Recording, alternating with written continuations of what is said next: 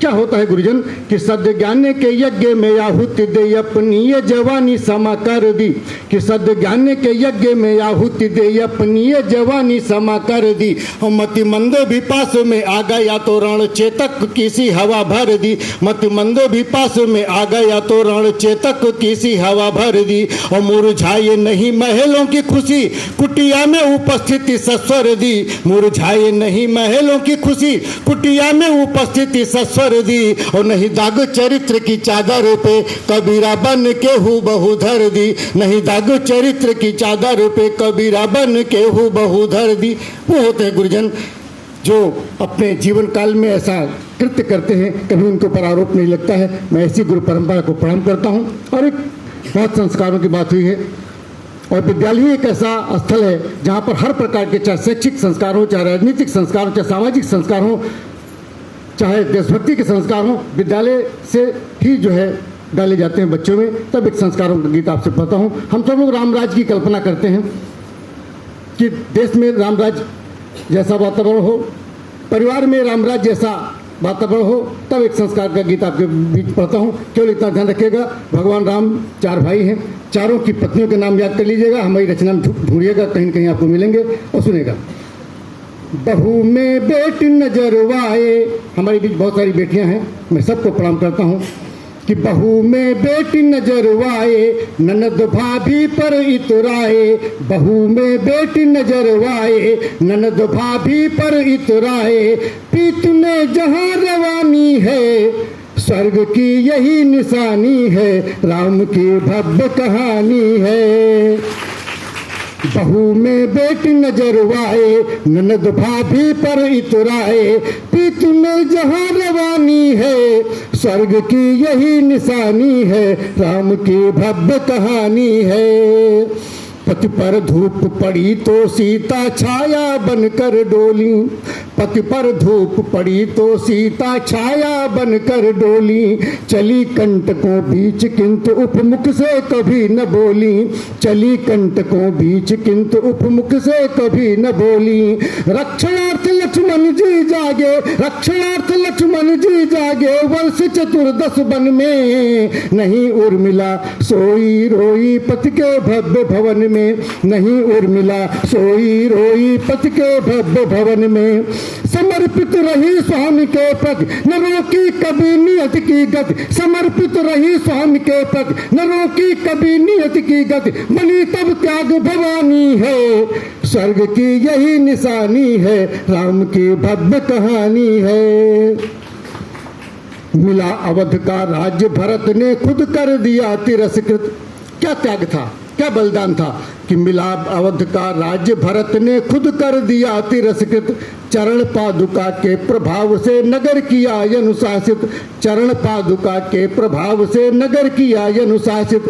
भरत प्रिया मांडवी बनाए, भरत प्रिया मांडवी बनाए रही सुखों से दूरी, भरत प्रिया मांडवी बनाए रही सुखों से दूरी। बस उतना स्वीकार किया जो जीवन हेतु जरूरी, बस उतना स्वीकार किया जो जीवन हेतु जरूरी।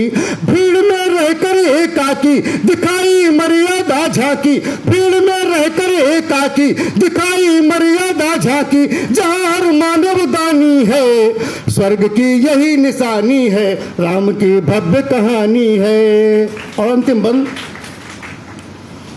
त्याग और बलिदान परीक्षा में न शत्रुघ्न कमतर, त्याग और बलिदान परीक्षा में न शत्रुघ्न कमतर। मिली चुनौती जो भी सम्मुख किया सामना डटकर, मिली चुनौती जो भी सम्मुख किया सामना डटकर। पति को प्रियतम प्रियतम कहना श्रुति ने छोड़ दिया था, पति को प्रियतम प्रियतम कहना श्रुति ने छोड़ दिया था। बहिर्मुखी हो गए मनस को अंदर मोड़ दिया था, बहिर्मुखी हो गए मनस को अंदर मोड़ दिया था। जहाँ पर खेल न होता हो कभी मन महल न होता हो, जहाँ पर खेल न होता हो कभी मन महल न होता हो, वहीं पर लक्ष्मी आनी है। स्वर्ग की यही निशानी है, राम की भव्य कहानी है। बहू में बेटी नजरवाए, ननद भाभी पर इतराए, प्रीत में जहाँ रवानी है, राम की यही कहानी है, स्वर्ग की यही निशानी है। और एक गीत और आपके बीच में रखना चाहता हूँ, हालांकि पूरा गीत नहीं पढ़ूंगा, छोटा, क्योंकि मैं वीर रस का कवि हूँ, अपनी परंपरा का गीत पढ़ता हूँ, अपनी टेस्ट का गीत पढ़ता हूँ।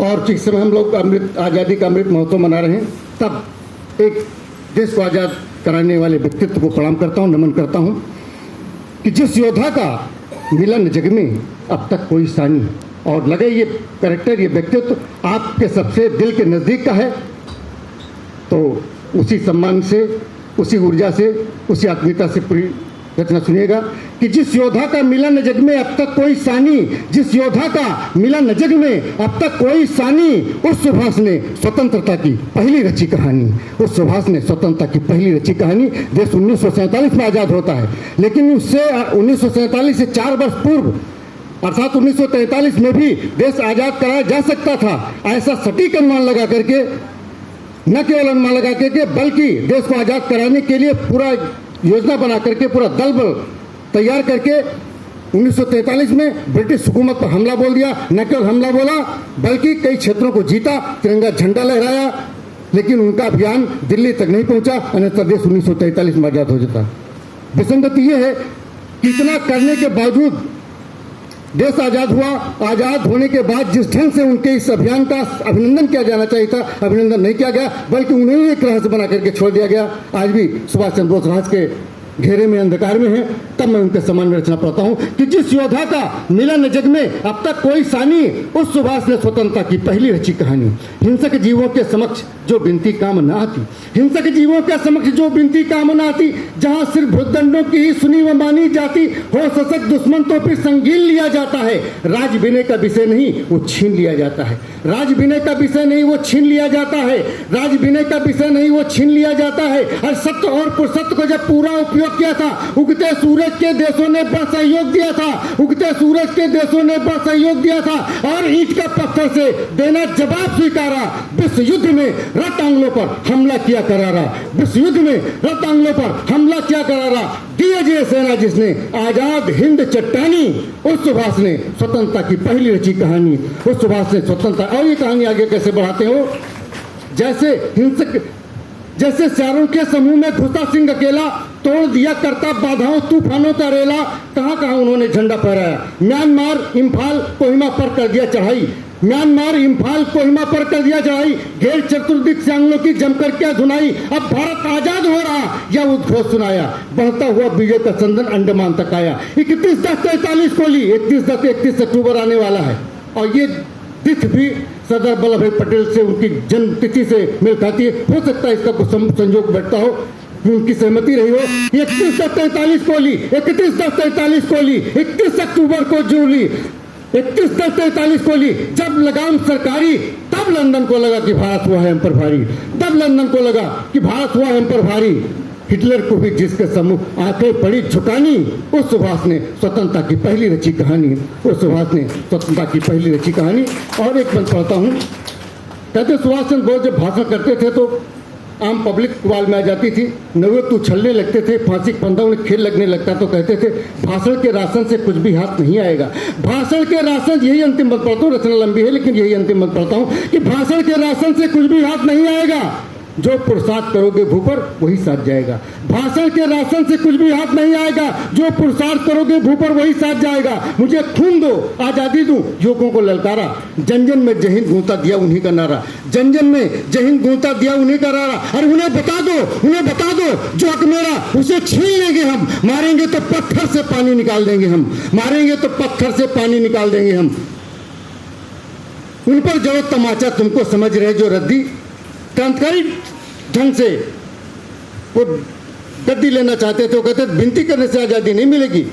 उन्हें बता दो जो हक मेरा उसे छीन लेंगे हम, मारेंगे तो पत्थर से पानी निकाल देंगे हम। उन्हें बता दो जो हक मेरा उसे छीन लेंगे हम, मारेंगे तो पत्थर से पानी निकाल देंगे हम। आगे बढ़ो जवानों छीनो अब दिल्ली की गद्दी, आगे बढ़ो जवानों छीनो अब दिल्ली की गद्दी। संघर्षों के नाम लिखा था, संघर्षों के नाम लिखा था। जिसने पूर्ण जवानी, उस सुभाष ने स्वतंत्रता की पहली रची कहानी। उस सुभाष ने, जिस योद्धा का मिला न जग में अब तक कोई सानी, उस सुभाष ने स्वतंत्रता की पहली रची कहानी। बहुत बहुत धन्यवाद। जय हिंद, जय भारत, जय सुभाष, जय पटेल, जय शिक्षक।